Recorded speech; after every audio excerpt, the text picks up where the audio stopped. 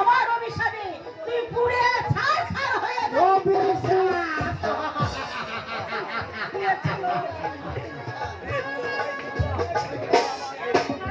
তুমি আমার সম্মুখ থেকে দূর হয়ে যাও,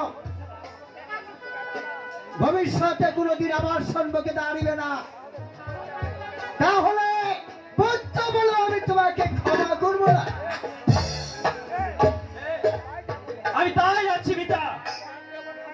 তবে আপনারা মনে রাখবেন পিতা, এই নবাব মহলে আপনাদের অন্যায়ের প্রতিবাদকে উঠাধরে না থাকলে এই তারেক কখনো চুপ করে বসে থাকবো না।